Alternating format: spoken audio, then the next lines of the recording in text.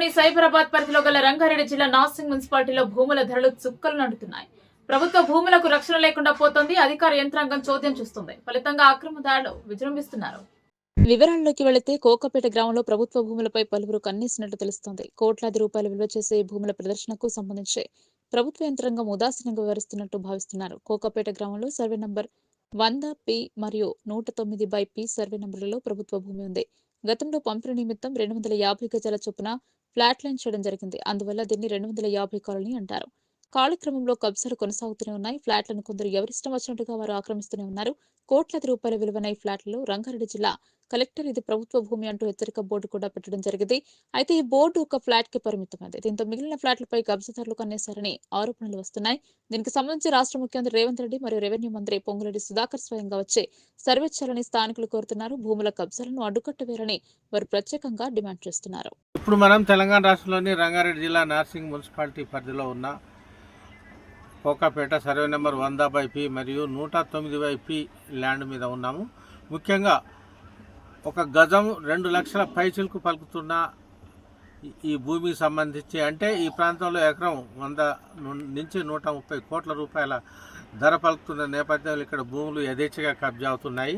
కబ్జా అవుతున్న భూములకు మున్సిపాలిటీ అధికారులు కూడా ఎలాంటి అనుమతి లేనప్పటికీ కూడా కబ్జాదారులు నిర్మిస్తున్న బహుళ అంతస్తుల భవనాలకు ఏమాత్రం కూడా మున్సిపల్ అధికారులు కట్టడి చేయడం లేదు. దీంతో లంచాలకు తెగబడ్డ అధికార యంత్రాంగం వాళ్ళు రెవెన్యూ కావచ్చు, గృహ నిర్మాణ శాఖ కావచ్చు, మున్సిపల్ సిబ్బంది కావచ్చు చేస్తున్న నిర్వాకాల ఫలితంగా యథేచ్ఛగా కోట్లాది రూపాయల ప్రభుత్వ భూమి, విలువైన భూమి అన్యాక్రాంతం అవుతుంది.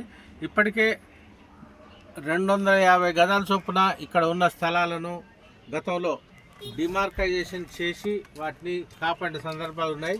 వాస్తవానికి 250 గజాల భూమిని పేదలకు ఇవ్వాలనే సంకల్పంతో అప్పట్లో డిమార్క్ చేయడం జరిగింది. అయినప్పటికీ